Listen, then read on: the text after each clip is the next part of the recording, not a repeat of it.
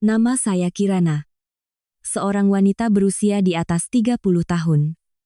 Pernah menjadi menantu. Pernah melahirkan. Dan pernah diam-diam meninggalkan rumah mertua dengan tangan hampa. Namun, saya tidak pergi dengan rasa dendam. Melainkan dengan janji dalam hati untuk kembali. Bukan untuk memohon ampun. Tetapi untuk mengingatkan mereka. Saya tidak pernah menjadi orang luar di keluarga itu. Ini adalah kisah yang saya tuturkan sendiri. Dengan suara lugas seorang yang telah banyak makan asam garam. Seorang yang memilih untuk tidak menunduk dan terus melangkah dengan keyakinan pada nilai dirinya. Saya turun dari ojek online. Keringat membasahi punggung baju meski hari masih pagi. Pukul 8 lebih. Gang sempit yang akrab tempat rumah mertua saya berada masih disinari matahari. Namun, terik matahari hari ini tidak menyilaukan mata saya. Seperti gembok baru yang mengilap dan terkunci rapat di gerbang besi itu. Saya berdiri di sana. Satu tangan memegang koper. Tangan lainnya menenteng tas berisi barang-barang dari rumah sakit. Kaki saya masih lemah. Langkah saya sedikit limbung. Luka bekas operasi kelahiran prematur belum sembuh total. Perut masih terasa nyeri. Tetapi rasa sakit fisik ini tidak ada apa-apanya, dibandingkan perasaan berdiri di depan pintu yang pernah saya sebut rumah. Kini, pintu itu seolah menolak mengenali saya.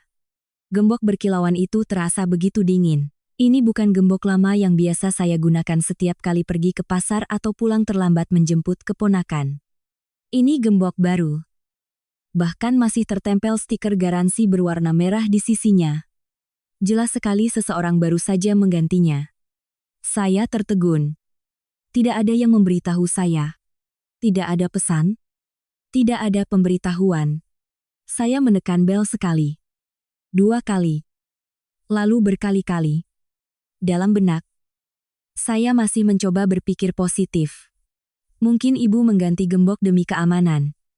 Mungkin Mas Budi lupa memberitahu. Mungkin seseorang melakukannya tanpa sengaja. Saya memanggil. Ibu Mas Budi. Aku pulang sunyi. Hanya ada suara kipas angin yang berdesing dari dalam. Sesekali terdengar suara gerobak sayur di ujung gang. Kangkung segar. Sawi hijau. Saya terdiam beberapa menit. Lalu mengarahkan pandangan ke jendela lantai 2. Tirainya bergerak sedikit. Ada orang di dalam. Saya tahu itu. Bayangan seseorang melintas di celah tirai lalu menghilang dengan cepat. Tangan saya gemetar saat menarik koper mundur sedikit. Lalu duduk di anak tangga depan gerbang. Punggung baju saya basah oleh keringat. Tetapi hati saya terasa dingin. Saya menundukkan kepala. Pak RT. Tetangga tua di seberang rumah. Keluar sambil menuntun sepeda tuanya. Ia menatap saya dengan terkejut. Liu. Ibunya Budi tidak membukakan pintu. Nak, kamu pulang tidak memberitahu dulu. Iya, saya menggeleng. Suara saya serak. Iya. Pak. Saya keluar dari rumah sakit lebih cepat. Jadi pulang mendadak. Pak RT melongok ke arah pintu lalu kembali menatap saya dengan iba. Saya menunduk. Tak punya cukup keberanian menatap siapapun. Dalam hati saya bertanya-tanya. Apakah saya sedang pulang ke rumah atau berdiri di depan rumah orang asing tiba-tiba? Gerbang besi itu berderit terbuka. Saya sangat gembira. Mengira itu Budi. Suami saya. Ternyata bukan. Itu ibu mertua saya. Ibu Hartati. Ia keluar. Posturnya tetap tegap seperti biasa. Sandal jepit coklatnya bergesekan dengan lantai keramik. Ia tidak menatap saya. Hanya melirik sekilas, lalu bertanya pada Pak RT. Liu. Bapak mau ke pasar sebelum Pak RT menjawab. Saya sudah bersuara. Ibu. Aku pulang. Rumah sakit mengizinkanku pulang lebih awal untuk istirahat. Ia tidak menjawab. Hanya berhenti sejenak. Tatapannya setajam silet. Pulang saja ke tempat asalmu. Rumah ini sudah tidak ada tempat lagi untukmu. Saya membeku. Suara Ibu Hartati datar dan dingin tanpa emosi. Seolah ia sedang berbicara dengan orang asing di pasar. Bukan dengan menantunya yang baru saja mengalami keguguran dan darahnya bahkan belum kering. Saya bangkit sambil berpegangan pada gerbang. Apa maksud ibu? Aku tidak mengerti. Ibu Hartati tidak berkata apa-apa lagi.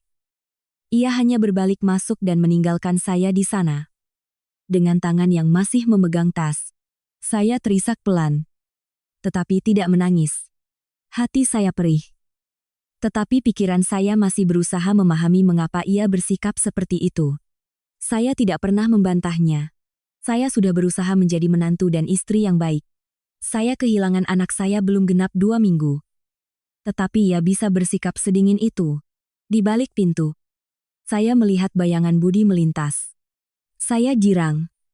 Mas Budi, Mas. Aku pulang. Tidak ada jawaban. Budi hanya menarik tirai jendela lalu mundur ke dalam. Pintu kayu pun tertutup tanpa suara. Pak RT menatap saya dan menghela napas. Ibunya Budi kemarin baru menyuruh orang bersih-bersih. Katanya mau mengurus surat-surat rumah. Sebaiknya kamu pulang ke rumah orang tuamu dulu beberapa hari sampai suasana tenang. Saya menunduk. Orang tua saya. Di mana lagi rumah mereka? Rumah sederhana di desa sudah dijual untuk biaya pengobatan ibu saya tahun lalu. Sebagai anak perempuan tertua, saya merantau dengan harapan bisa menopang keluarga. Sekarang, diri saya sendiri saja tidak terurus. Apalagi menopang orang lain. Saya menarik koper dan berbalik pergi. Angin yang berembus terasa seperti menaburkan garam di luka. Saya berjalan tanpa tujuan di gang yang dulu begitu akrab. Kini terasa asing seolah tak pernah menjadi bagian dari hidup saya. Saya berjalan tanpa arah hingga ke pasar lama. Mampir di warung es tebu milik Mbak Siti. Seorang pedagang buah yang dulu sering saya temui. Ia menatap saya sekilas, dan langsung mengerti. Ia menuangkan segelas es tebu dingin dan memberikannya langsung ke tangan saya. Jadi, benar setelah kamu keguguran. Kamu diusir. Saya mengangguk. Hanya bisa menghela napas. Bibir saya bergetar. Orang bilang musuh paling berat itu ipar perempuan. Tapi dalam kasusmu, mertuamu sendiri yang jadi musuh utamanya. Ya, saya tidak berkata apa-apa. Hanya menyesap es tebu yang terasa dingin di mulut, tetapi membakar di dalam hati. Mbak Siti membawa saya ke kamar kosnya di ujung gang. Menuntun saya ke sudut dapur tua. Dan menggelar sebuah tikar. Menginap di sini saja dulu. Besok aku temani kamu cari kerja. Kalau kamu menyerah, nanti tidak ada perempuan yang berani menikah lagi. Saya duduk di sudut dapur.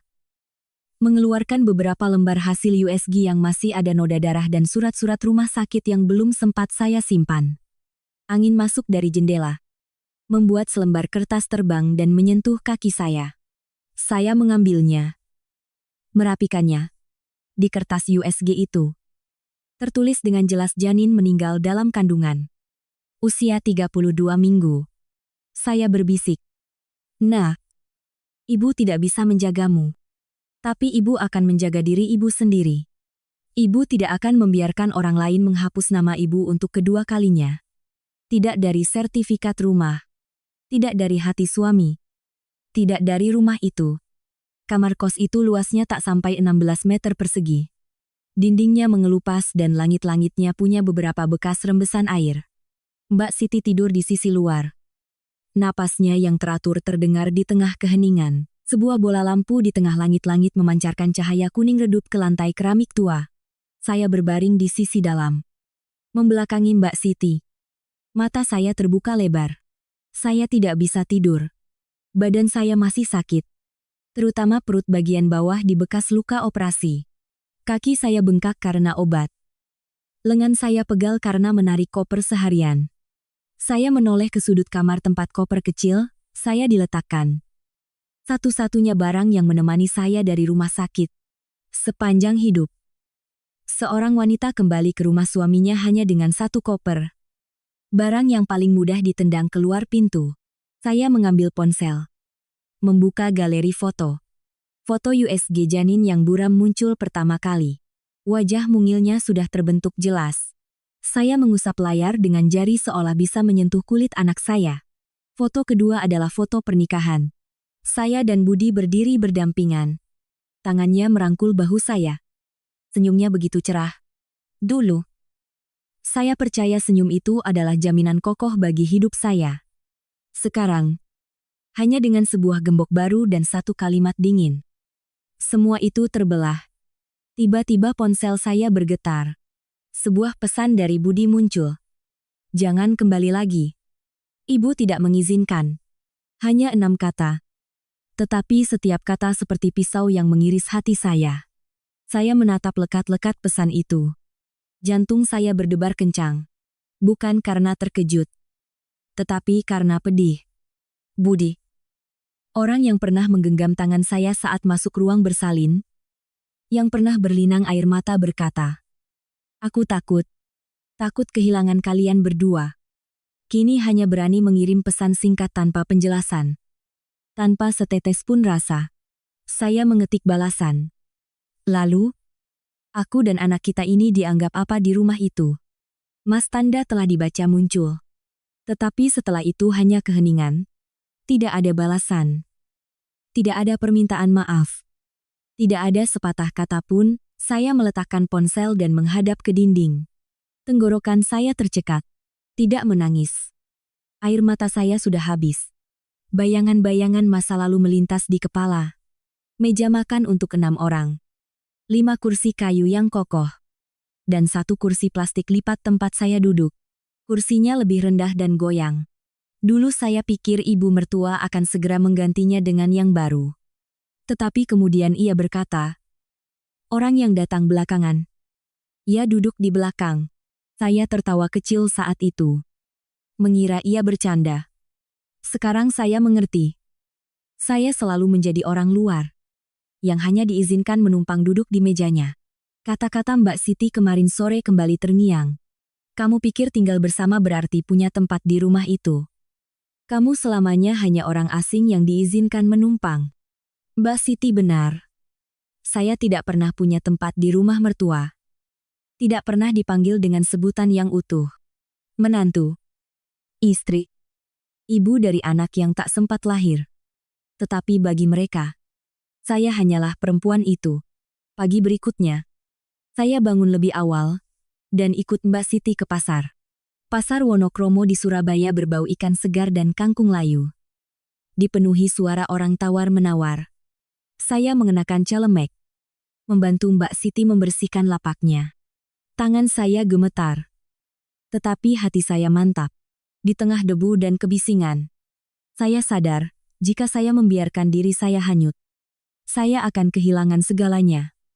Saat sedang menata terong ungu, Mbak Siti mengeluarkan sebuah buku catatan hitam tua dari sakunya dan menyodorkannya ke tangan saya. Ini. Dulu kamu titip berkas-berkas waktu masih usaha bareng Budi. Kontrak tanah. Rincian uang patungan bangun rumah. Semuanya masih aku simpan utuh. Saya terdiam. Tangan saya sedikit gemetar saat membuka halaman pertama. Kertasnya sudah menguning. Tintanya sedikit pudar. Tetapi setiap baris tulisan yang familiar masih ada di sana. Saya menggenggam buku itu erat-erat, dan mereka pikir saya tidak tahu apa-apa. Saya menyimpan setiap detailnya. Mereka pikir saya sederhana. Hanya tahu urusan dapur. Tetapi saya pernah bekerja sebagai akuntan.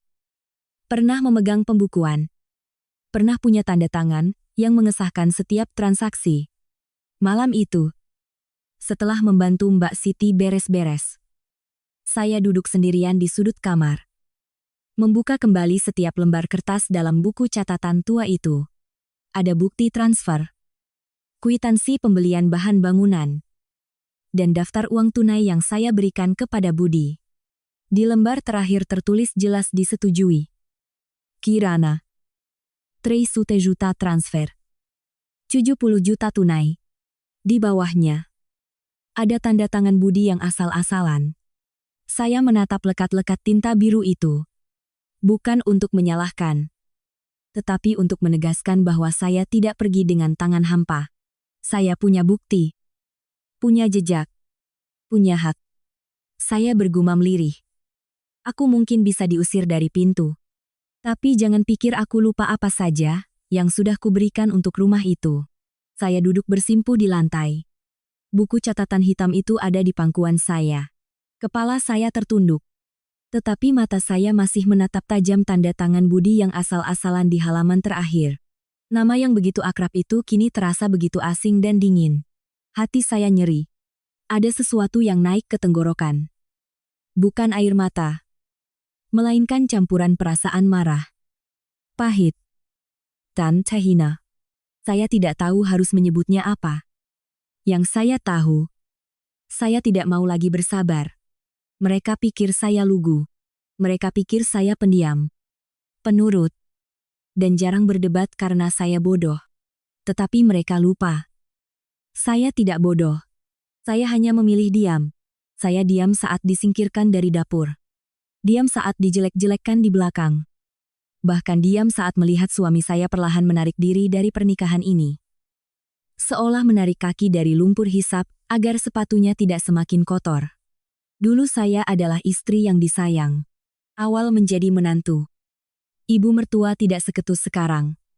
Dulu ia masih memanggil saya Kirana. Nak. Budi menggandeng tangan saya ke pasar. Sering berkata pada penjual ikan. Pilihkan ikan yang paling bagus ya. Bu. Untuk istri saya. Pernah sekali saya memasak sayur lodeh dan keasinan. Budi tetap menghabiskan semangkuk penuh. Sambil tersenyum lebar dan berkata, masakan istriku ini enaknya khas Jawa Tengah. Saya memang berasal dari Solo. Logat, saya masih kental. Dan masakan saya belum terbiasa dengan selera Jawa Timuran. Tetapi saat itu saya merasa diterima. Ketika saya memberitahukan kehamilan saya, Budi sangat bahagia hingga menangis. Ia memeluk saya erat lalu menelepon seluruh kerabat. Ibu mertua saat itu bahkan dengan ramah memamerkan saya kepada tetangga. Menantu saya hamil. Si Kirana itu. Anak yang penurut sekali. Saya mendengarnya dengan bahagia hingga hampir menangis. Saya pikir, mulai saat itu, saya akan memiliki keluarga yang sesungguhnya. Tetapi saya salah. Kasih sayang di rumah ini seperti angin. Saat berembus terasa sejuk. Tetapi begitu berhenti, dinginnya menusuk hingga ke tulang. Segalanya mulai berubah saat perut saya membesar. Ibu mertua mulai campur tangan urusan dapur. Saya ingat. Suatu hari saya sedang mencuci beras. Tiba-tiba ia mengambil panci sambil tersenyum dan berkata, biar ibu yang masak. Kirana akhir-akhir ini ceroboh sekali. Budi, yang duduk di meja makan, tidak mengangkat kepala. Hanya menimpali. Masakan ibu memang lebih enak. Saya berdiri di sana. Tangan basah kuyup. Hati saya seperti ditindih batu. Saya tidak berkata apa-apa karena takut membuat masalah. Tetapi sejak hari itu, saya tidak diizinkan memasak lagi. Setiap kali saya tak sengaja menyentuh peralatan dapur, pasti ada saja masalah. Nasi yang saya masak dibuang. Piring yang saya cuci diperiksa satu persatu. Ibu mertua berkata, wanita hamil sebaiknya istirahat. Nanti apa-apa malah jadi rusak. Saya tahu. Ia tidak ingin saya menyentuh apapun di rumah itu. Termasuk suaminya. Saat acara haul di rumah mertua, saya bangun pagi-pagi, membantu bersih-bersih dan memasak. Tiba waktunya makan. Para tante dan kerabat berdatangan. Saya sudah menyiapkan segalanya. Berpikir akan bisa duduk makan bersama suami dengan layak. Ternyata tidak. Ibu mertua keluar dan menunjuk ke meja kecil di sudut dapur. Kirana, kamu duduk di situ ya. Biar tamu duduk di depan. Saya terpaku. Sebuah kursi plastik tua diletakkan di ujung. Terasing. Sama seperti posisi saya di rumah ini. Seorang sepupu Budi menatap saya dengan iba dan berbisik, Liu. Kok suami istri duduknya pisah? Ibu mertua menoleh sambil tersenyum sinis. Dia sudah biasa begitu. Saya tersenyum paksa. Pura-pura tidak mendengar. Tetapi di dalam hati rasanya seperti ada yang menggoreskan sikat kawat ke jantung saya. Satu meja untuk 6 orang. Saya adalah orang ketujuh. Benar-benar orang yang berlebih. Saat memberikan uang untuk renovasi rumah, saya masih ingat setiap angkanya. Saya mengumpulkannya bertahun-tahun dari kerja sampingan. Ditambah dengan tabungan pernikahan. Total 300 juta rupiah via transfer dan 70 juta tunai. Saya berikan pada Budi sambil berkata, Mas, tolong catat di kertas ya. Supaya nanti ibu tidak bilang, aku tidak ikut menyumbang apa-apa. Budi menepis tangan saya. Kita ini suami istri. Masak begitu saja pakai catatan. Saya tersenyum dan percaya. Tetapi, justru catatan yang ia tulis seadanya itulah yang hari ini saya keluarkan untuk menegaskan bahwa saya pernah menyumbangkan darah, uang, dan seluruh masa muda saya untuk rumah itu. Saya menutup buku catatan. Menoleh ke arah Mbak Siti yang sedang merebus air di dapur. Mbak, kata saya, dengan suara mantap. Aku akan kembali ke rumah itu. Tapi kali ini bukan untuk memasak atau mencuci piring. Tapi untuk bertanya, apakah mereka masih ingat aku pernah ada di sana? Saya berkata pada Mbak Siti. Saya akan kembali ke rumah itu. Bukan untuk menumpang hidup, tetapi agar mereka melihat bahwa saya pernah ada. Ucapan itu bukan untuk mengancam, apalagi membuat keributan. Itu hanyalah suara terakhir dari seseorang yang telah didesak ke sudut, yang ingin mempertahankan sedikit martabat, sedikit harga diri, sedikit kemanusiaan yang tersisa. Saya memilih kembali tepat di hari haul almarhum ayah mertua saya. Orang yang pernah saya hormati. Setiap tahun, hari itu selalu ramai oleh kerabat dan teman dekat. Di acara-acara itu, saya tidak pernah duduk di meja utama. Saya biasa membawakan hidangan dari dapur. Tangan basah oleh keringat. Lalu mundur ke bawah pohon mangga untuk memakan sisa makanan yang sudah dingin. Tahun ini, saya bukan lagi pengantin baru. Bukan juga orang yang diusir di tengah malam. Saya kembali dengan alasan yang cukup untuk tidak dihapus dari ingatan. Gerbang besi terbuka. Saya masuk sambil menenteng sekeranjang buah yang saya beli di pasar.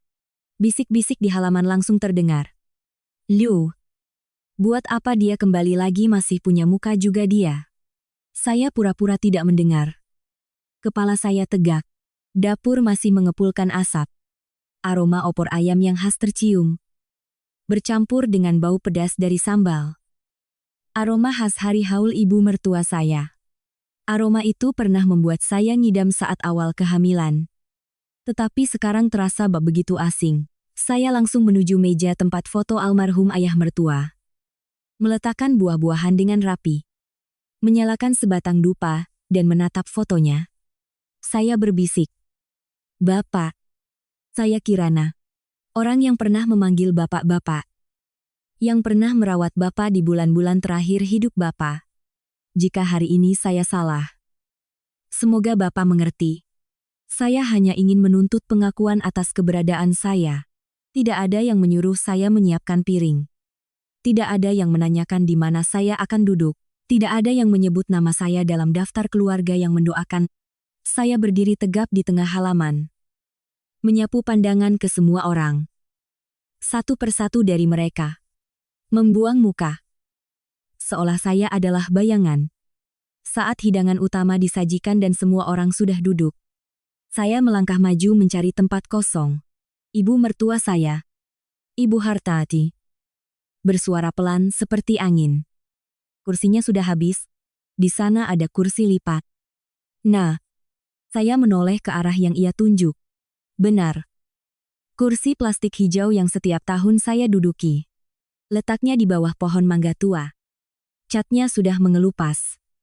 Kakinya sedikit goyang. Saya menarik kursi itu. Mengambil piring dan sendok sendiri. Tidak ada yang berkata apa-apa. Mereka menghindari tatapan saya seolah saya ini pembawa penyakit menular. Seorang tamu yang tidak saya kenal bertanya pada orang di sebelahnya. Maaf, Mbak, ini tamunya siapa ya? Saya tersenyum tanpa menjawab. Saya sudah terbiasa dengan perasaan itu. Menjadi tamu di rumah yang pernah saya sebut rumah mertua. Belum sempat makan. Suara dari meja utama terdengar. Suara kakak ipar saya cukup keras hingga seisi halaman bisa mendengarnya. Bu, sisakan makanan untuk menantu bungsu ya.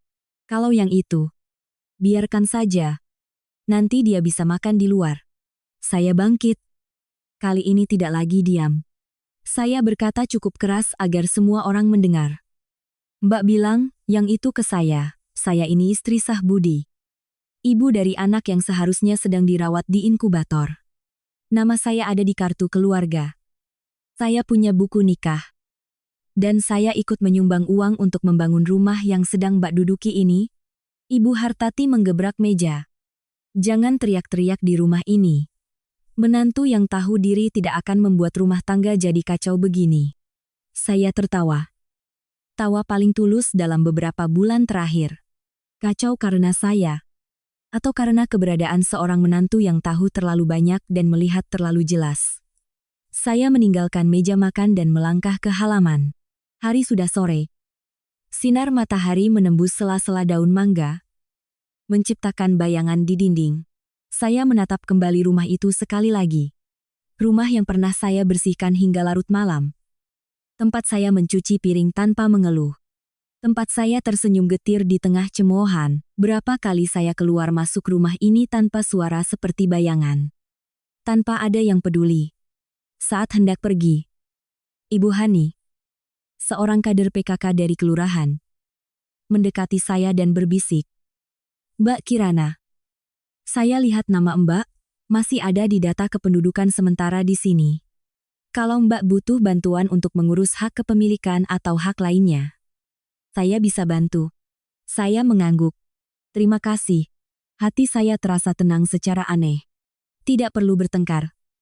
Tidak perlu berebut. Saya punya cukup bukti untuk menunjukkan bahwa saya bukan orang luar. Malam itu, saya kembali ke kos Mbak Siti.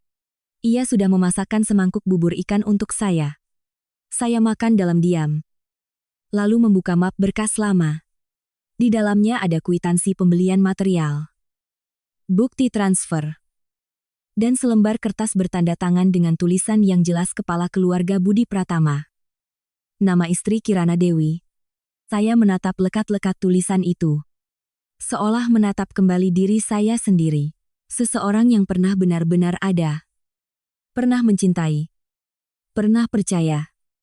Pernah berkorban di rumah yang kini seluruh keluarga suaminya berusaha sangkal keberadaannya. Saya bergumam lirih. Tidak ada yang boleh menghapus namaku. Tidak dari kartu keluarga. Tidak dari acara haul. Tidak dari kehidupan Budi. Saya duduk di kamar kos tua milik Mbak Siti. Cahaya lampu kuning menerpa meja kayu yang penuh goresan.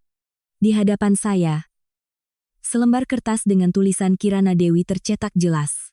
Tinta birunya masih pekat. Rapi. Tidak pudar dimakan waktu.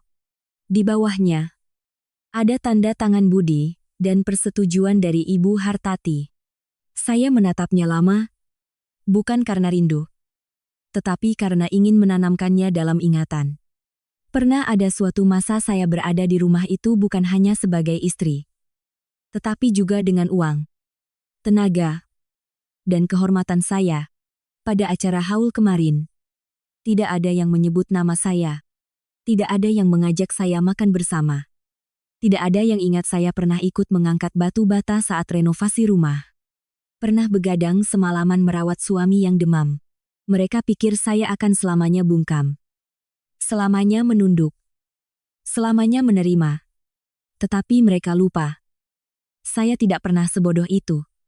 Pagi berikutnya, saya dan Mbak Siti pergi ke kantor notaris lama di Jalan Pahlawan. Mbak Siti yang menyimpan bukti janji temu lama. Saat penandatanganan kontrak renovasi rumah tahun itu, seorang staf, setelah beberapa saat mencari di lemari besi tua, mengeluarkan sebuah map tipis berwarna biru. Saya membuka setiap halamannya dengan hati berdebar. Halaman pertama tertulis jelas perjanjian kontribusi pembangunan antara Tuan Budi Pratama dan Nyonya Kirana Dewi. Di dalamnya tercantum 300 juta rupiah transfer ditambah 70 juta rupiah tunai. Saksi Ibu Hartati. Dengan catatan sukarela. Sepakat. Tanpa sengketa. Tenggorokan saya tercekat. Jantung saya berdebar kencang. Bukan karena haru, tetapi karena sakit hati melihat semua yang pernah menjadi jerih payah dan perasaan saya kini harus dikeluarkan sebagai barang bukti untuk membuktikan keberadaan saya. Saya mengambil pulpen, menandatangani surat permohonan konfirmasi hak. Tangan saya gemetar. Tetapi saya berhasil menulis setiap huruf dengan mantap. seolah ingin meninggalkan jejak terakhir. Mereka pikir saya akan menyerah. Tetapi saya hanya menunggu waktu yang tepat. Sore itu, Budi menelepon. Untuk pertama kalinya setelah sekian lama, suaranya terdengar kecil, kering, dan dingin. Kamu kirim apa ke kantor hukum? Kirana saya tidak berbelit-belit. Surat konfirmasi hak-hakku. Apa ada yang salah? Di seberang telepon. Ia ragu-ragu. Saya bisa mendengar helaan napasnya. Lalu kalimat yang familiar. Ibu sedang pusing. Jangan buat ibu makin susah. Saya tertawa sinis. Menggenggam ponsel seolah ingin meremukkannya. Lalu kamu? Apa kamu pernah merasa sudah membuatku susah? Tidak ada jawaban. Hanya nada putus yang kering. Ia menutup telepon secepat ia menarik tangannya dari pernikahan ini tanpa sepatah kata maaf. Saya mengerti sekarang. Pria seperti Budi tidak berkhianat dengan selingkuh atau kekerasan. Tetapi dengan keheningan. Keheningan yang menakutkan dan mematikan rasa. Saya menemui Ibu Hani di kantor PKK Kelurahan. Ia masih berkacamata. Posturnya kecil tetapi sorot matanya tegas. Ia berkata, perempuan kita seringkali enggan memperpanjang masalah. Takut dicap tidak baik. Tapi kalau kamu tidak bertindak, mereka akan mengira kamu tidak berani. Saya mengangguk. Saya menceritakan semuanya.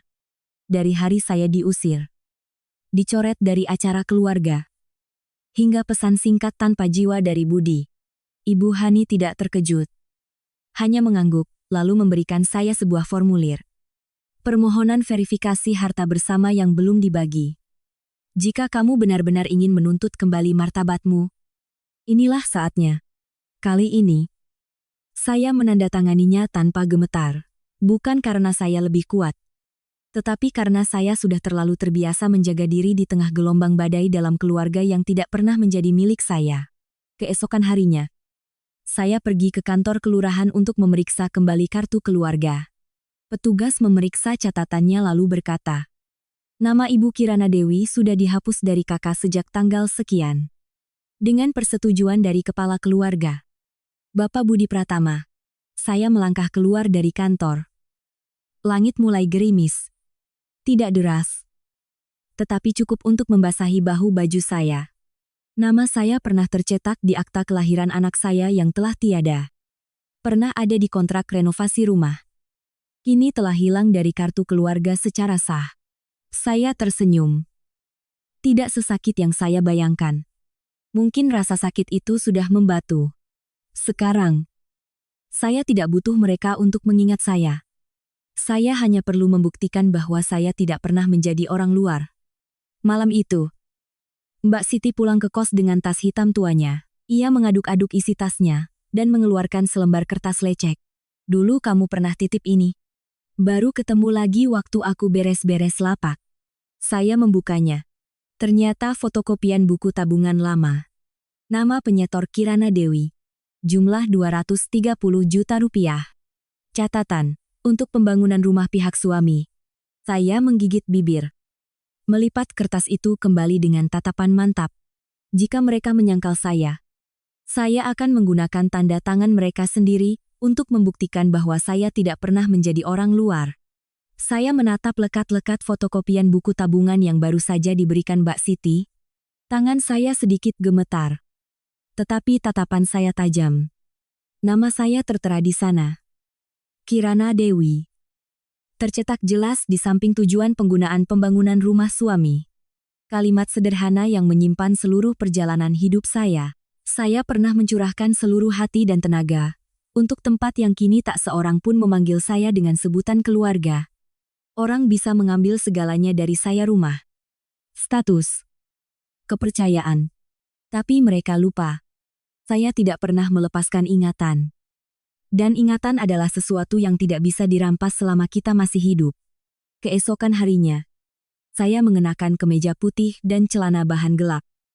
Rapi seolah hendak wawancara kerja. Tapi kali ini saya tidak melamar. Saya menuntut. Saya datang ke kantor hukum swasta di Jalan Diponegoro. Salah satu tempat yang dulu disewa keluarga suami untuk mengurus legalitas renovasi rumah. Saya meletakkan setumpuk dokumen tebal di depan asisten muda yang sedang sibuk mengetik. Ada yang bisa kami bantu konfirmasi? Bu, tanyanya sambil mengangkat kepala. Saya menjawab dengan tegas.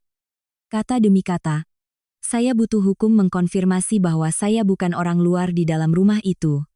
Ia berhenti mengetik dan menatap saya. Saya tahu ia sedang menilai. Tapi saya tidak menghindar. Saya tidak butuh dibela. Saya hanya butuh diakui dengan benar. Saya membuka map. Satu persatu saya keluarkan perjanjian kontribusi pembangunan dengan tanda tangan saya dan Budi. Rekening koran. Fotokopi buku tabungan. Bahkan surat pernyataan tulisan tangan Ibu Hartati yang menyatakan sukarela. Sepakat. Tanpa sengketa. Saya menyusunnya dengan rapi. Semuanya memiliki tanggal dan stempel resmi. Asisten itu mengangguk. Menerima berkas. Dan menulis tanda terima. Saya pulang. Berjalan di bawah terik matahari Surabaya di bulan April. Hati saya tidak terasa panas. Malah dingin. Dingin yang membuat saya sadar. Sorenya, saya menerima telepon dari nomor tak dikenal. Benar ini dengan Mbak Kirana, suaranya terdengar akrab. Iya. Saya sendiri. Jawab, saya tenang. Saya Marni. Mbak, asisten rumah tangga di rumah Ibu Hartati. Saya terkejut. Sudah lama, saya tidak berkomunikasi dengan siapapun dari rumah itu. Kecuali Budi, Marni berkata.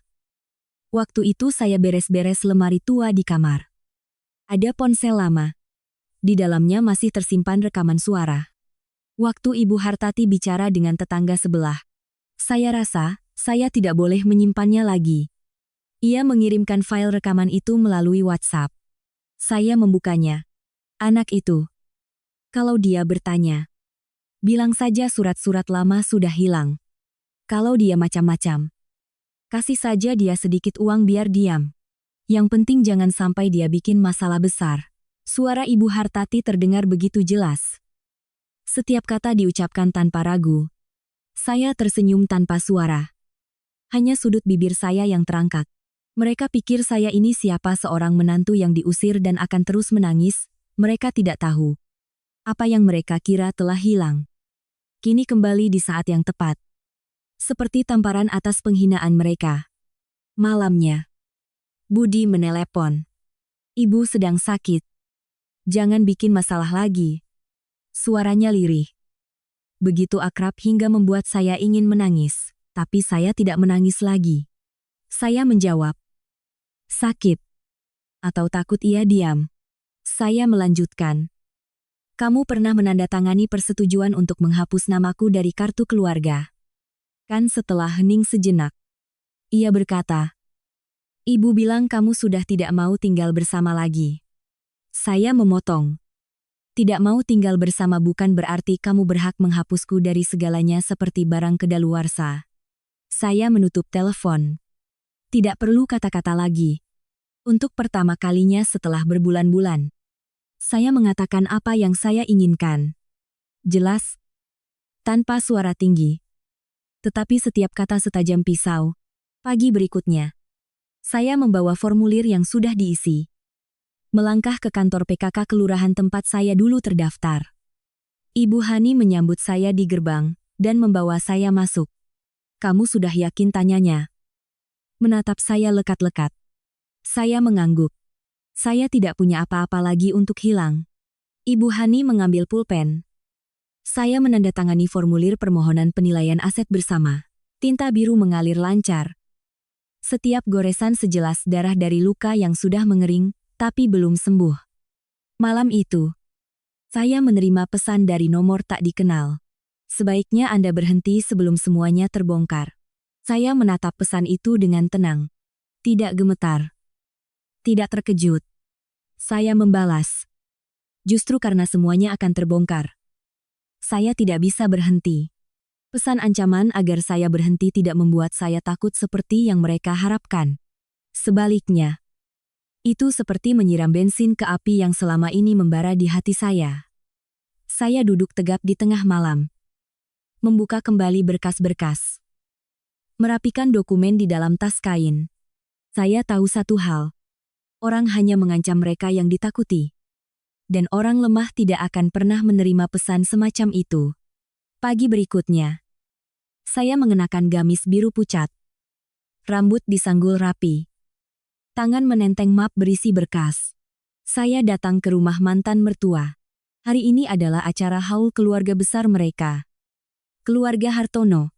Setahun sekali. Semua yang namanya tercatat dalam silsilah keluarga harus datang. Dan saya, orang yang pernah ikut andil merenovasi rumah leluhur itu, yang namanya pernah tercatat di kartu keluarga, tidak punya alasan untuk absen. Saya tidak masuk lewat pintu samping. Saya melangkah lurus melalui gerbang utama. Gerbang yang dulu harus saya ketuk berulang kali. Sekarang, saya membukanya tanpa ragu.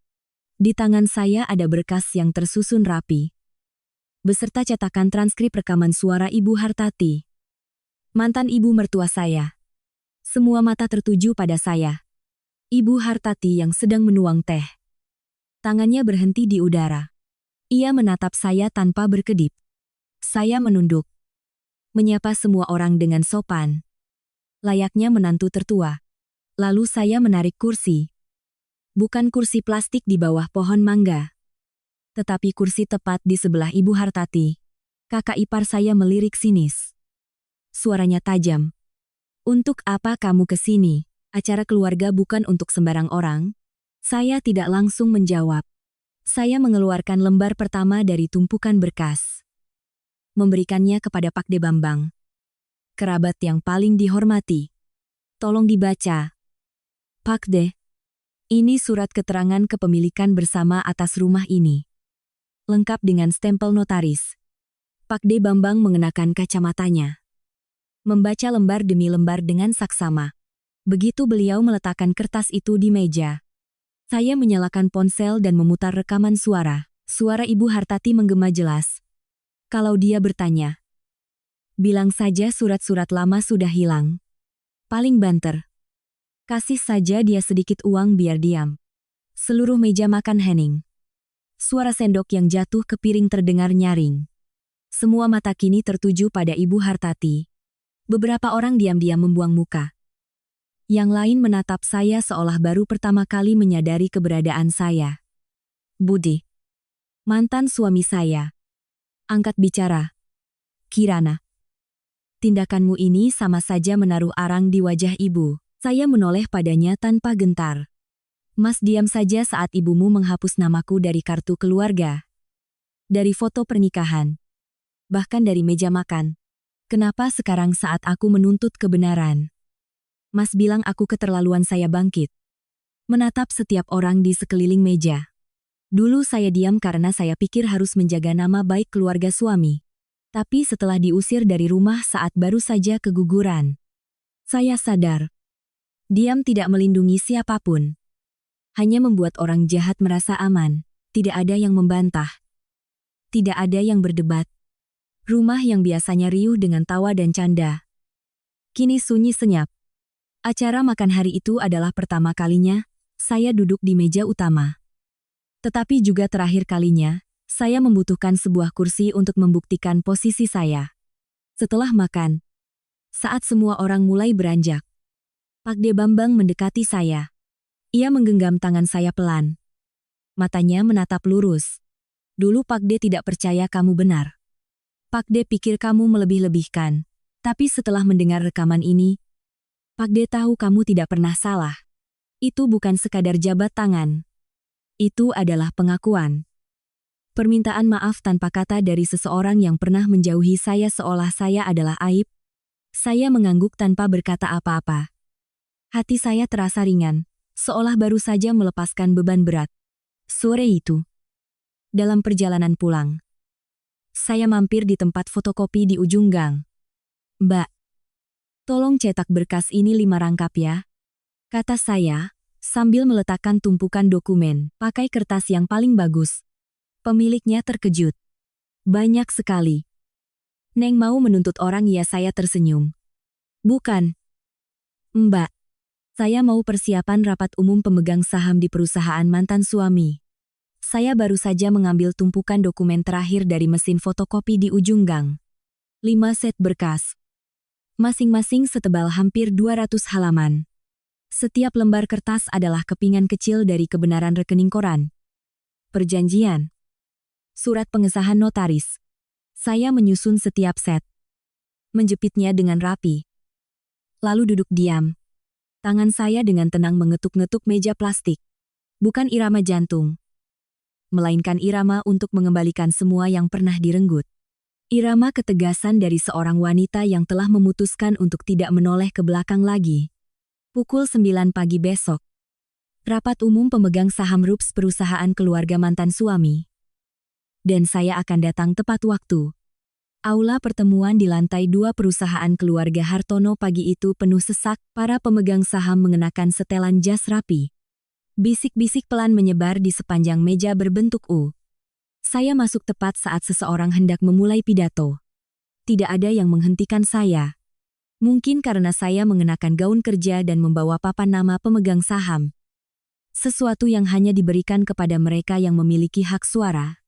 Saya berjalan lurus ke meja pimpinan. Dengan tenang meletakkan setiap set berkas di atas meja rapat. Tidak ada yang bersuara.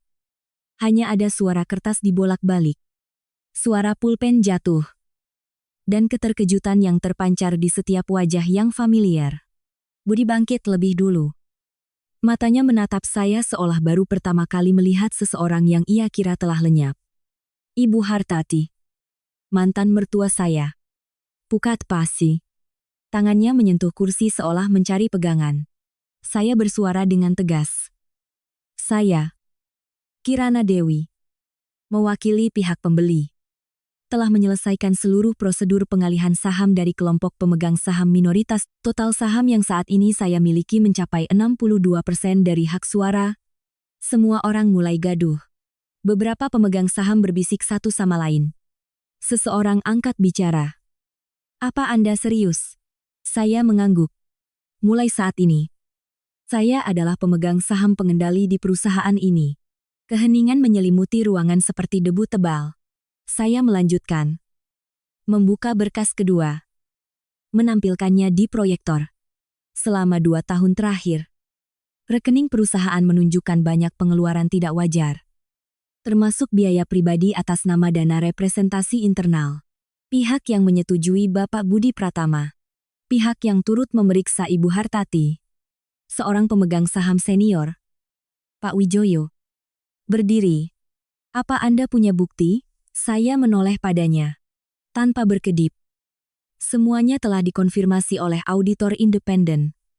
Berkasnya sedang dalam proses pengajuan ke pihak berwenang. Ruangan senyap. Tatapan ragu. Curiga. Dan bahkan kagum tertuju pada saya. Budi duduk tak bergerak. Matanya tidak lagi menunjukkan kemarahan atau menyalahkan. Hanya kekosongan. Ia berkata pelan. Cukup untuk saya dengar.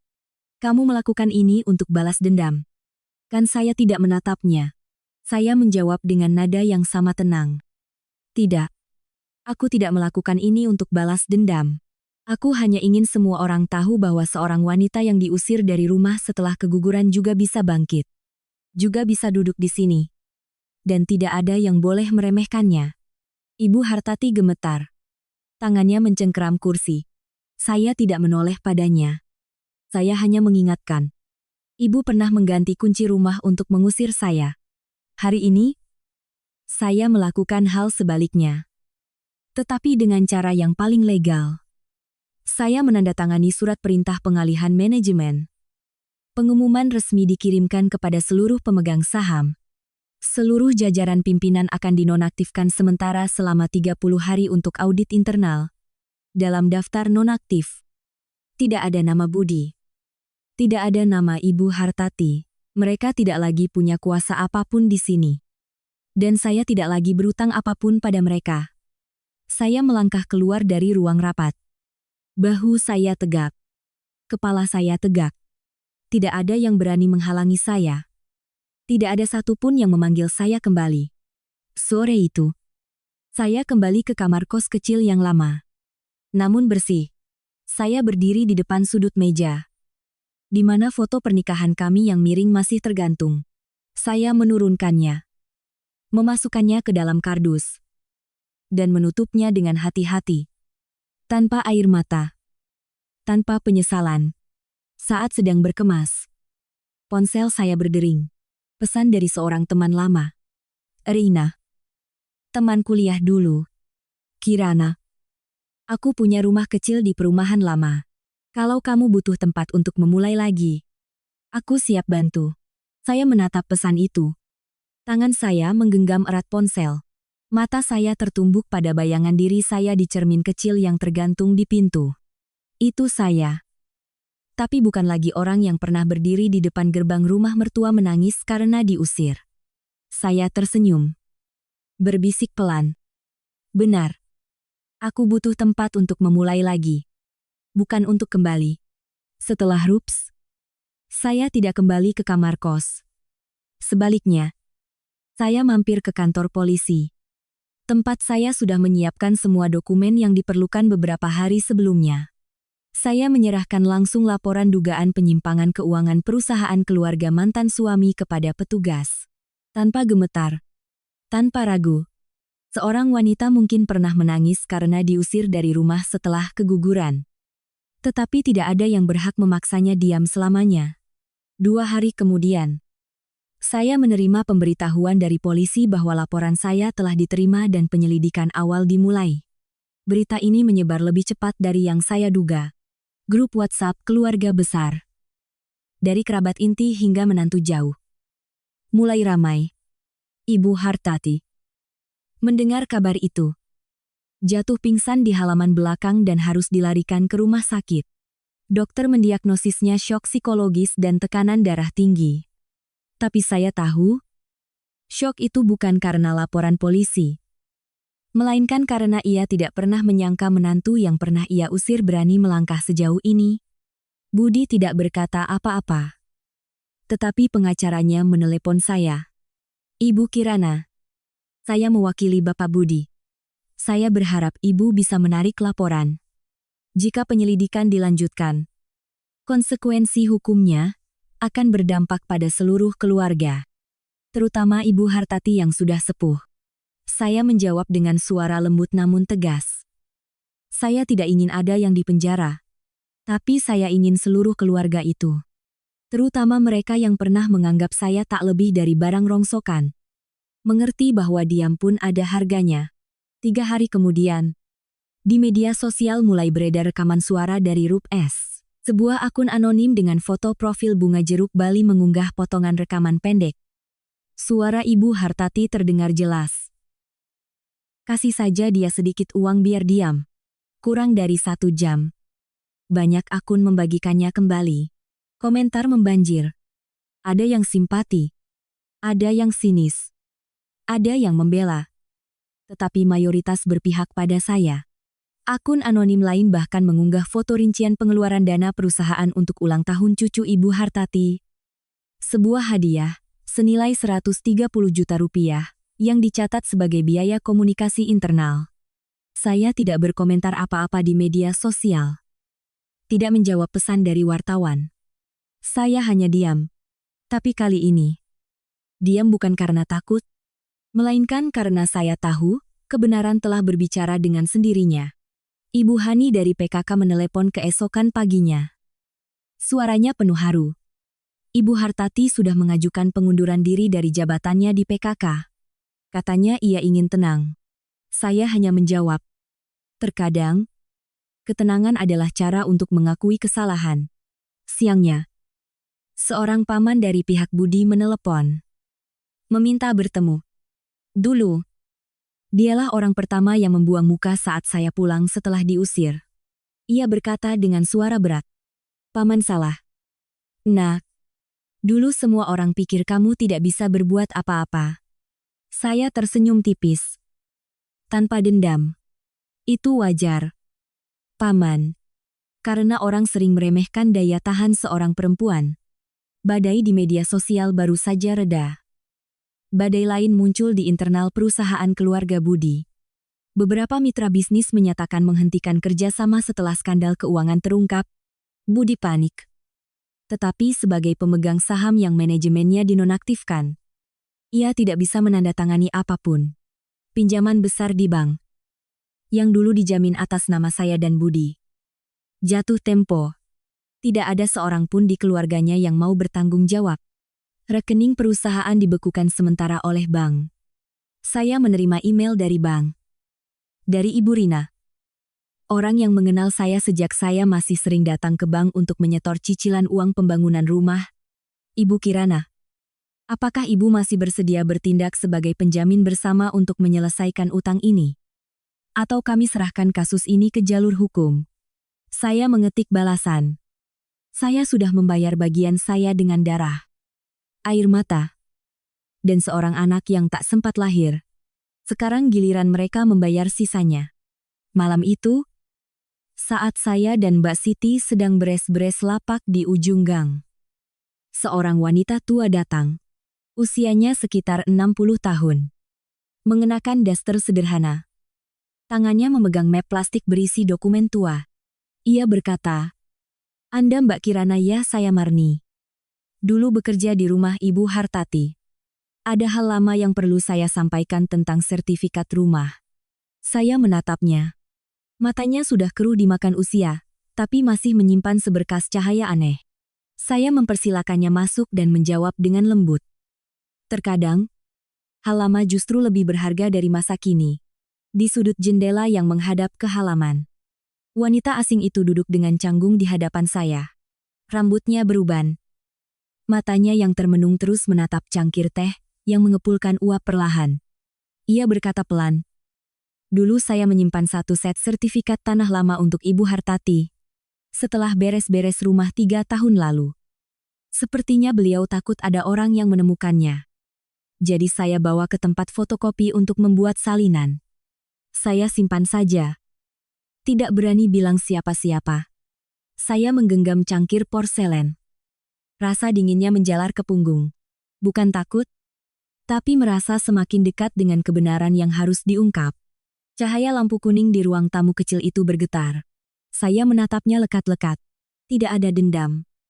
Tidak ada amarah. Hanya seorang wanita tua yang hatinya terbebani oleh rasa keadilan. Ia mengeluarkan salinan fotokopi dari bajunya. Itu adalah sertifikat tanah lama. Sebelum nama pemilik dialihkan. Di halaman pertama. Nama saya, Kirana Dewi. Tertulis jelas sebagai salah satu pemilik. Di bawahnya ada tanda tangan saya dan suami saya saat itu. Saya memegang dokumen itu. Jantung berdebar kencang. Keringat dingin membasahi dahi. Segalanya menjadi jelas. Nama saya pernah tertera di halaman pertama sertifikat itu. Kini tertutup oleh foto-foto perusahaan. Seolah mengubur keberadaan saya. Wanita itu menjelaskan. Waktu itu, Ibu Hartati beralasan ada rencana tata kota. Lalu mengalihkan kepemilikan hanya atas nama Mas Budi. Padahal, sebenarnya ia ingin menghilangkan jejak hukum keberadaan Mbak. Saya duduk terdiam beberapa menit. Ingatan pahit kembali menyeruak. Malam saat saya berkemas. Anak saya masih di inkubator. Saya memeluk tas berisi dokumen. Tangan kiri saya gemetar karena luka operasi belum sembuh. Ibu Hartati berdiri di depan pintu dan berkata dingin. "Kalau kamu mau kembali, tinggalkan anak itu di sini." Saya bergidik mengingatnya. Wanita tua itu mendengarkan dalam diam. Matanya berkaca-kaca seolah mengerti rasa sakit tak terlihat yang pernah saya alami. Pagi berikutnya, saya membawa salinan itu ke kantor notaris tempat transaksi dulu dilakukan. Seorang petugas masih ingat kasus itu. Ia memeriksa tanda tangan dengan teliti. Beruntung sekali Mbak masih menyimpan ini. Tanda tangannya cocok dengan arsip kami. Tidak bisa disangkal. Katanya serius, saya menulis surat permohonan penyelidikan atas dugaan pemalsuan dokumen untuk menguasai aset. Ini bukan lagi sengketa keluarga, tetapi pelanggaran hukum serius. Saat saya menyerahkan berkas di kantor polisi, petugas berkata, "Laporan ini, jika para pihak tidak bisa menyelesaikannya secara damai, akan kami tingkatkan ke tahap penyidikan." Saya mengangguk tenang. Saya hanya ingin kebenaran dilindungi. Budi mengirim pesan sore itu. Ibu masuk rumah sakit lagi. Tidak mau makan sejak berita sertifikat lama itu terungkap. Saya tidak menjawab. Mbak Siti bertanya, apakah saya sebaiknya menjenguknya. Saya menjawab, kalau aku pergi, itu untuk diriku sendiri. Karena aku perlu menatapnya sekali lagi tanpa rasa gemetar. Tanpa takut. Dan tanpa benci. Saya teringat malam terakhir sebelum perceraian. Saya masih di rumah sakit. Anak saya di inkubator. Saya memeluk tas plastik berisi dokumen. Tangan kiri menahan berkas rumah. Tangan kanan menopang punggung saya yang masih lemah. Ibu Hartati berdiri di luar pintu kamar dan berkata sedingin es. Kalau kamu mau kembali, tinggalkan anak itu di sini. Saya melangkah pergi seperti bayangan. Tanpa suara. Tanpa tangis. Hanya kegelapan yang mengikuti. Seminggu kemudian, saya menerima pemberitahuan dari penyidik. Ibu Hartati dipanggil untuk memberikan keterangan terkait pengalihan hak milik tanah dan keaslian dokumen lama. Saya mencetak surat panggilan itu.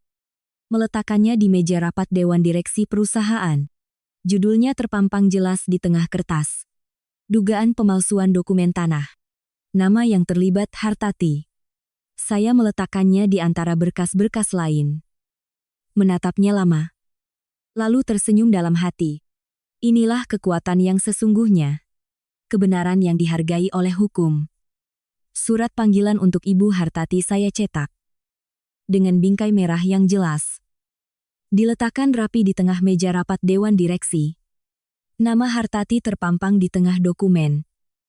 Nama wanita yang pernah memegang kuasa mutlak di keluarga itu. Seluruh ruangan sunyi. Semua mata tertunduk. Menghindari tatapan saya. Saya sendiri tidak meninggikan suara. Tidak perlu menjelaskan. Saya hanya mendorong dokumen berikutnya ke tengah meja. Saya mengusulkan penangguhan seluruh hak pengambilan keputusan terkait aset atas nama Ibu Hartati hingga ada hasil penyelidikan.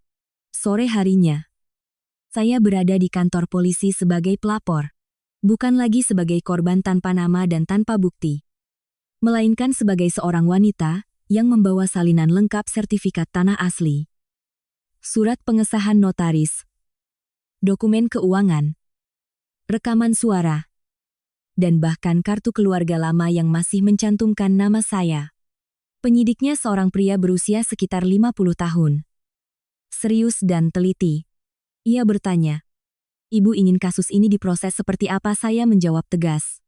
Saya ingin diproses sesuai hukum yang berlaku. Tidak ditambah. Tidak dikurangi. Tidak menggunakan koneksi. Tidak mengharapkan keringanan. Saya tidak menuntut permintaan maaf. Saya hanya butuh kebenaran diakui. Saya tidak gemetar. Tidak marah. Saya hanya ingin diakui sebagai seseorang yang pernah hidup dengan benar di tempat di mana semua orang sengaja menganggap saya bayangan. Di luar, perusahaan keluarga suami saya mulai goyah seperti pohon diterpa badai.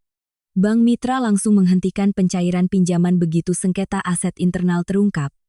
Kontrak proyek besar ditunda tanpa batas waktu. Pemasok utama menagih utang yang telah jatuh tempo selama 3 bulan. Bagian akuntansi menelepon saya. Suara staf muda itu gemetar. Ibu Kirana, kami sekarang bingung harus mengikuti arahan siapa. Semua tanda tangan pimpinan ditangguhkan. Saya hanya berkata singkat, lakukan saja sesuai aturan. Siapa yang benar tidak akan ada yang berani sentuh. Siapa yang salah, hukum tidak akan tinggal diam. Keesokan sorenya, saya bertemu Budi lagi. Ia menunggu di depan kantor. Wajahnya lebih kuyu dari terakhir kali saya lihat. Apalagi yang kamu mau tanyanya dengan suara serak. Ibu sudah dirawat di rumah sakit karena tekanan. Saya menatapnya dengan tenang. Tidak ada lagi amarah. Tidak ada cinta. Tidak juga kasihan. Aku tidak menginginkan apa-apa. Semua yang aku lakukan adalah untuk membuktikan bahwa aku bukan bayangan di rumah itu. Ia menunduk. Lalu dengan gerakan yang akrab, ia mencoba menggenggam tangan saya. Gerakan yang pernah membuat saya mabuk kepayang di awal pernikahan. Saya menarik tangan saya dengan lembut tapi tegas. Kita pernah menjadi apapun itu. Sekarang kita hanyalah pelajaran bagi satu sama lain. Tidak ada tuduhan. Tidak ada dendam. Hanya seorang pria yang pernah akrab. Kini menjadi orang asing yang butuh penjelasan. Malam itu, saya menerima pemberitahuan resmi dari pengadilan. Lembaga forensik telah menerima permohonan untuk memverifikasi seluruh tanda tangan pada dokumen pengalihan hak milik tanah. Jika tanda tangan saya terbukti tidak ada, semua proses pengalihan nama berpotensi palsu. Dan jika terbukti palsu, jerat hukum tidak akan bisa dihindari siapapun. Saya tidak berharap mereka dihukum. Tetapi jika hukum membuktikan mereka salah, saya juga tidak punya alasan untuk menghalanginya. Malamnya, Mbak Siti memberikan saya sebuah amplop kecil dari kantor pengacara rekanan. Di dalamnya ada salinan perjanjian yang belum pernah dipublikasikan, perjanjian pranikah antara Budi dan Ibu Hartati, yang ditandatangani 5 tahun lalu. Saya membuka lembar demi lembar, membaca baris demi baris. Nama saya tidak pernah ada di sana. Tidak satu kata. Tidak satu titik pun. Saya terdiam. Sejak awal, mereka sudah bersiap untuk menyingkirkan saya dari permainan. Perjanjian pranikah dengan tanda tangan jelas Budi dan Ibu Hartati tergeletak di hadapan saya. Kertas itu hanya 3 halaman. Tetapi membuat hati saya terasa berat sepanjang malam. Nama saya tidak pernah muncul. Tidak satu baris. Tidak satu catatan pun. Seseorang yang telah melewati malam-malam tanpa uang. Tanpa proyek, tanpa masa depan bersama mereka. Ternyata tidak punya tempat dalam rencana pembagian aset mereka. Saya duduk dalam diam. Tidak menangis. Tidak marah. Saya hanya melihat lebih jelas dari sebelumnya. Saya tidak pernah diakui sebagai bagian dari apapun milik mereka. Tapi saya tidak akan membiarkan selembar kertas menentukan keberadaan saya.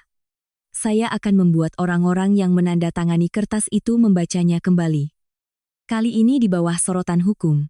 Pagi berikutnya, saya mendatangi kantor pengacara Wijaya. Orang yang dulu menolak kasus perceraian saya. Saat itu ia hanya berkata singkat, "Tidak cukup bukti yang merugikan suami Anda." Kali ini, dialah yang menelepon saya lebih dulu. Saya sudah meninjau kembali seluruh berkas. Jika Anda mau, saya bisa menjadi kuasa hukum Anda untuk meminta pengadilan membekukan sementara seluruh aset yang disengketakan.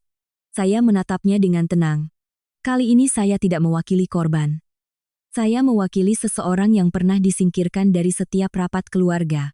3 hari kemudian, pihak berwenang mengadakan sesi konfrontasi.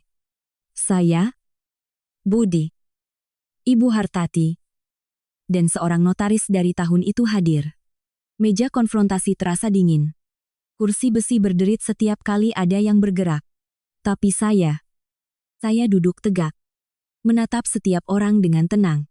Saya memaparkan seluruh kejadian, tanpa melewatkan detail apapun, dari dokumen, rekaman, hingga penolakan hak hukum saya atas rumah dan perusahaan. Ibu Hartati, yang dulu menatap saya dengan garang di depan gerbang, hari ini tampak bingung saat penyidik bertanya, "Mengapa ibu tidak memberitahu Ibu Kirana saat melakukan pengalihan hak milik rumah?" Ia bergumam. Waktu itu saya pikir dia sudah tidak peduli lagi. Budi menunduk. Punggungnya membungkuk seolah tenaganya terkuras habis. Ia hanya berkata, "Saat itu saya pikir yang penting cepat selesai. Tidak terpikir akibatnya." Saya menatap lurus ke matanya. Untuk pertama kalinya setelah sekian lama, Mas mungkin berpikir, tidak ada yang akan ingat apa yang telah Mas lakukan, tapi menandatangani surat untuk merampas hak seseorang untuk tinggal di rumahnya sendiri adalah tindakan yang tidak boleh dilupakan oleh siapapun. Kalimat itu saya ucapkan tidak dengan suara keras. Tetapi setiap katanya membelah keheningan di ruangan itu. Sore itu, saat saya hendak meninggalkan kantor polisi, saya melihat sosok yang akrab menunggu di pinggir jalan. Rina, teman kuliah saya. Sudah lama tidak bertemu. Tetapi tatapannya masih sama. Tajam dan hangat. "Sedang apa kamu di sini?" tanya saya. Terkejut. Ia memberikan saya cetakan percakapan antara dirinya dan Budi. Tahun lalu, dia pernah memintaku untuk menjadi atas nama pembeli rumah baru. Waktu aku tanya alasannya, dia bilang untuk menghindari masalah dengan mantan istri. Saya terdiam. Mengambil cetakan itu. Percakapan itu adalah kepingan puzzle yang hilang. Mengkonfirmasi bahwa pengalihan aset itu bukan kelalaian, melainkan rencana yang disengaja untuk menyingkirkan saya dari semua hak pasca pernikahan. 2 hari kemudian, perusahaan keluarga Budi mengadakan rapat darurat. Saya datang sedikit terlambat, tepat saat melihat Budi berdiri di tengah ruangan, memegang mikrofon. Matanya menunduk. Saya mengundurkan diri dari posisi manajemen. Saya ingin memulai lagi dari awal secara mandiri, tanpa membawa kesalahan masa lalu. Seluruh ruangan hening. Beberapa orang berbisik. Ibu Hartati, yang duduk di sudut, wajahnya pucat, tidak bisa berdiri tegak. Ia pingsan di tempat. Kepalanya miring ke arah saya, seolah ingin menatap untuk terakhir kalinya. Saya tidak menoleh. Saya melangkah keluar, meninggalkan di belakang saya suara bisik-bisik, wajah-wajah terkejut, dan sebuah kehidupan yang pernah menenggelamkan saya. Malamnya, saya menerima pesan dari pengadilan. Sidang mediasi wajib akan dilaksanakan pada tanggal 25 November. Jika tidak tercapai kesepakatan, kasus akan dilanjutkan ke persidangan perdata. Saya menatap tanggal itu. Jantung saya berdetak perlahan. Akhirnya, tiba saatnya untuk mengakhiri semua momen di mana nama saya pernah dicoret. Pesan konfirmasi jadwal mediasi resmi dari pengadilan datang pada suatu sore yang mendung. Saya duduk diam cukup lama setelah membacanya. Jari saya menyentuh layar ponsel. Tetapi hati saya bergetar dengan irama yang berbeda. Bukan karena takut, tetapi karena saya tahu saya telah sampai pada titik di mana saya tidak bisa kembali. Namun, ini juga titik di mana saya bisa memilih cara saya keluar dari pertempuran ini. Sebagai pemenang, atau sebagai seseorang yang tahu kapan harus melepaskan. Saya masuk ke ruang mediasi dengan sikap seseorang yang telah melewati badai. Ibu Hartati tidak menatap saya. Budi juga tidak membuka mulut. Di hadapan mediator, pengacara saya memaparkan semua bukti. Dari sertifikat tanah, pesan teks, buku tabungan, hingga kontrak notaris dan dokumen akuntansi yang mencantumkan nama saya. Pengacara pihak lawan mengusulkan, klien kami setuju untuk berdamai dengan membayarkan sejumlah kompensasi dan menyampaikan permintaan maaf secara terbuka di hadapan Dewan Direksi. Saya tidak bereaksi. Saya menatap lurus pengacara itu dan bertanya, dan apakah nama saya akan ditulis kembali di rumah yang setiap batanya pernah saya bersihkan dengan tangan saya sendiri? Tidak ada yang menjawab. Setelah mediasi, saya keluar dengan tenang dan mendapati Mbak Siti sudah menunggu. Ia tidak langsung bicara, hanya memberikan segelas es tebu. Minuman favorit saya. Mbak tahu dulu, Mbak salah, katanya perlahan. Mbak diam, karena Mbak pikir setiap menantu memang harus sabar. Tapi Mbak lihat sendiri. Kamu tidak sabar, tapi kamu tetap menjaga martabatmu. Saya mengangguk pelan. Bukan untuk memaafkan, tetapi untuk mengakui sebuah kebenaran. Kalimat itu datang terlambat. Tetapi itu juga sebuah bentuk pengakuan. 2 hari kemudian, perusahaan mengadakan rapat internal terakhir. Saya datang tepat waktu. Memasuki ruang rapat di tengah tatapan canggung dan bingung. Saya berdiri di tengah ruangan, menatap semua orang. Orang-orang yang pernah berpikir saya tidak punya nyali untuk melangkah ke tempat ini. Saya telah menyelesaikan proses pengalihan seluruh saham saya. Kata saya dengan jelas. Mulai sekarang, saya bukan lagi salah satu pendiri. Bukan lagi menantu. Bukan istri. Bukan siapa-siapa lagi di keluarga ini. Salah satu dari kelompok pemegang saham minoritas menangis. Staf akuntan membuang muka, menyeka air matanya. Budi tidak berkata apa-apa, hanya menunduk. Saya menatap sekeliling untuk terakhir kalinya. Lalu menambahkan, saya pergi, bukan karena saya kalah, tetapi karena tidak ada lagi yang perlu saya buktikan. Malam itu, saya menulis surat untuk anak saya. Surat yang panjang dan tulus. Ibu tidak memilih balas dendam. Ibu memilih membebaskan diri ibu sendiri. Ibu pergi bukan karena ibu lemah, tetapi karena ibu tidak ingin kamu tumbuh dengan hati yang penuh kebencian. Saya melampirkan salinan kontrak pengalihan saham dan buku tabungan atas namanya. Rekening yang diam-diam saya isi selama ini, agar kelak jika ia dewasa, ia akan tahu apa yang pernah ibunya lakukan dan mengapa ibunya pergi. Pagi berikutnya, saya membereskan meja kerja di kantor pengacara. Saya melepaskan papan nama saya dari pintu. Papan nama yang telah tergantung hampir setahun, di atas meja. Ada sebuah amplop putih tanpa nama pengirim. Saya membukanya. Di dalamnya hanya ada sebaris tulisan tangan. Jika suatu hari ibu cukup kuat untuk keluar dari luka, aku akan tetap menunggu ibu menelepon kembali. Saya menggenggam erat kertas itu. Tidak menangis. Tetapi mata saya terasa perih. Surat itu tidak mencantumkan nama pengirim. Hanya ada satu baris tulisan tangan. Jika suatu hari ibu cukup kuat untuk keluar dari luka, aku akan tetap menunggu ibu menelepon kembali. Saya membacanya berulang kali. Setiap kata seolah mengiris hati. Mengingatkan saya bahwa masih ada seutas benang tipis yang menghubungkan saya dengan sesuatu yang disebut keluarga. Tapi kali ini, saya tidak akan membiarkan diri saya terperangkap lagi. Saya tahu pintu di hadapan saya telah terbuka. Dan sayalah yang melangkah keluar. Tanpa menoleh ke belakang. Setelah mediasi yang gagal, saya mengambil waktu 2 hari untuk berpikir sebelum mengajukan permohonan ke pengadilan untuk mengakhiri seluruh sengketa. Saya memilih opsi untuk menolak hak waris.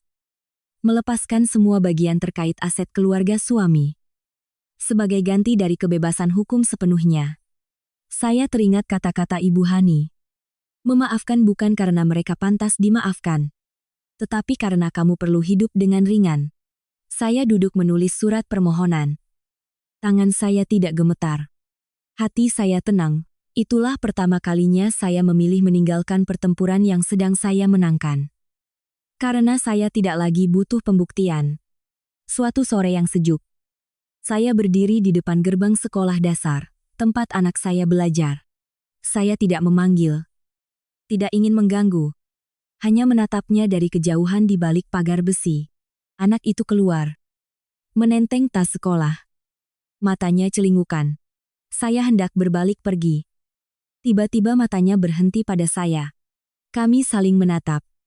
Tidak ada yang bicara, tapi tatapannya tidak dingin. Tidak menyalahkan seperti sebelumnya.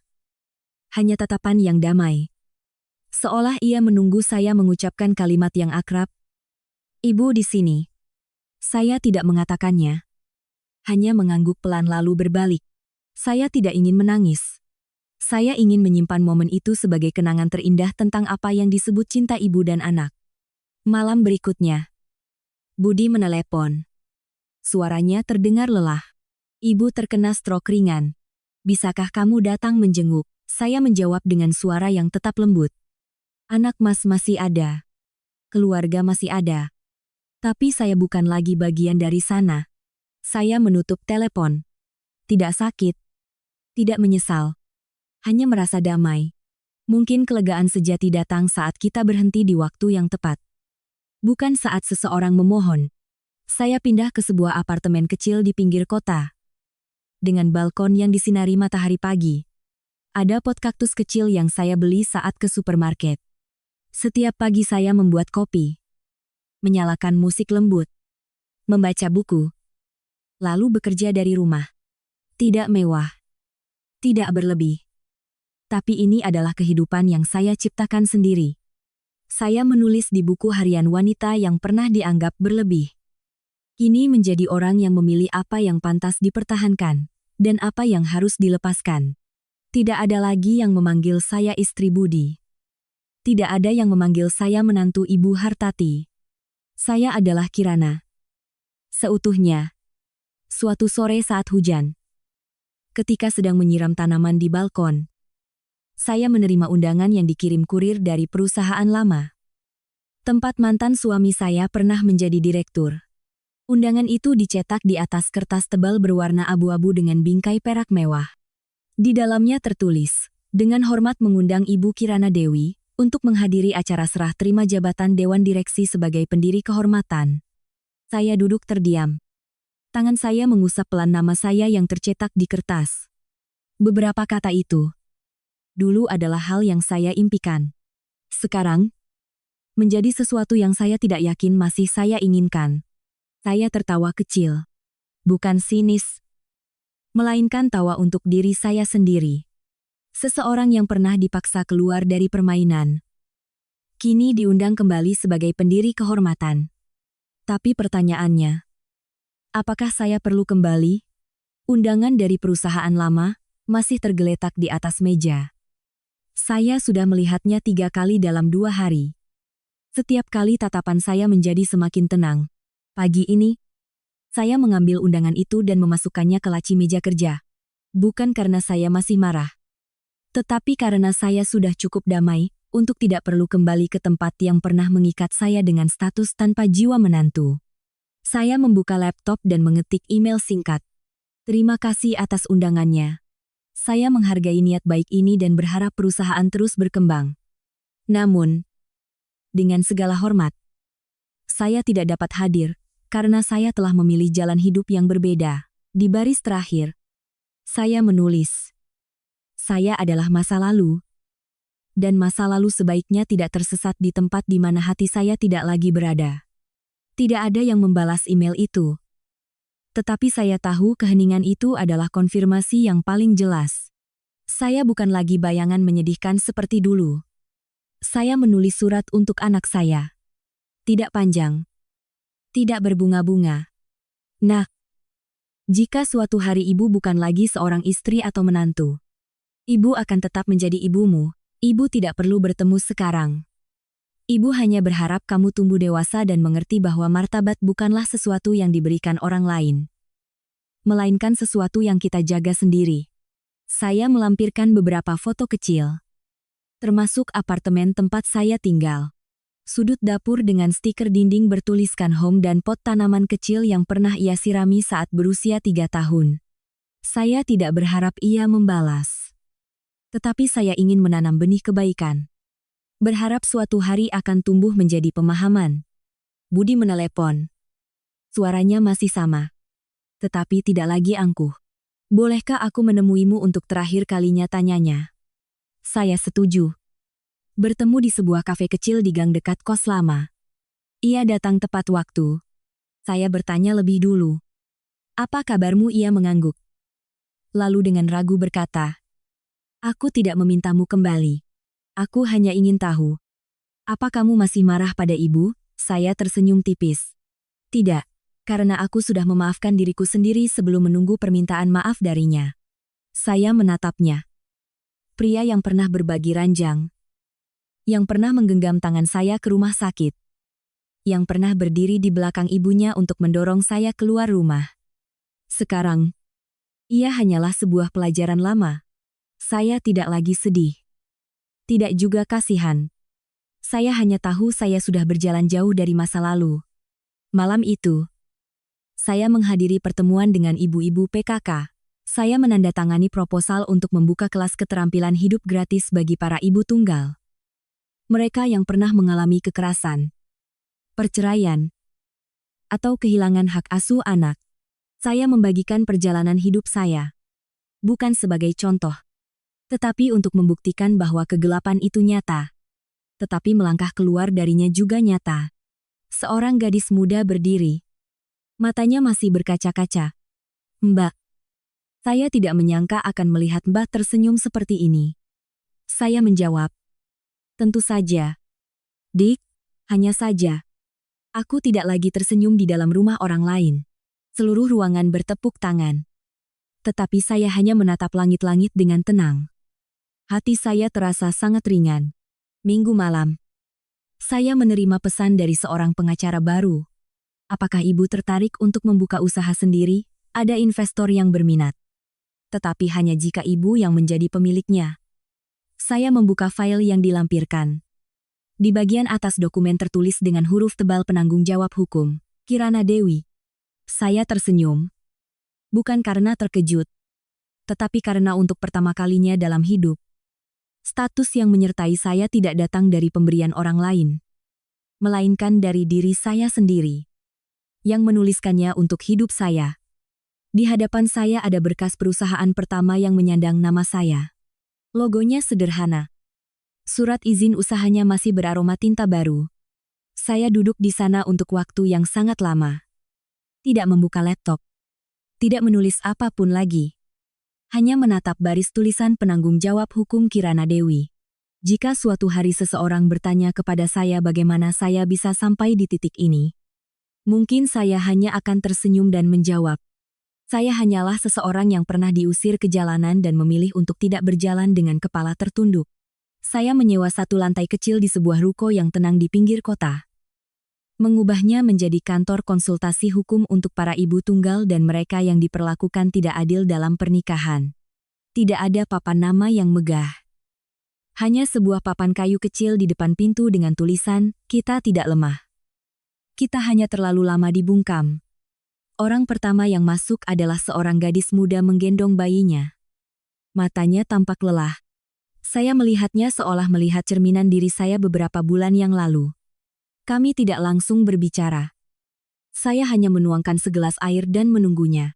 Setiap orang yang datang ke sini membawa cerita yang berbeda. Tetapi di dalam diri mereka ada sebagian dari diri saya di masa lalu.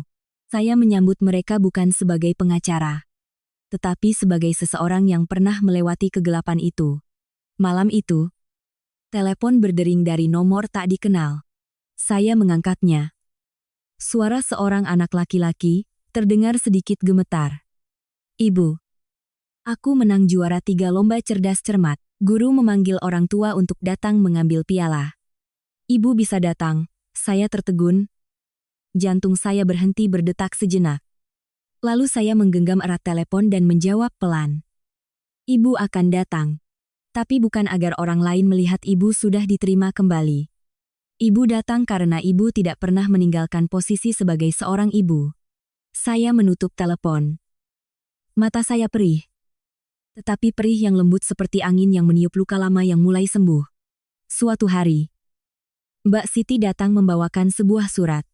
Tulisan tangannya gemetar, namun akrab. Tulisan Ibu Hartati.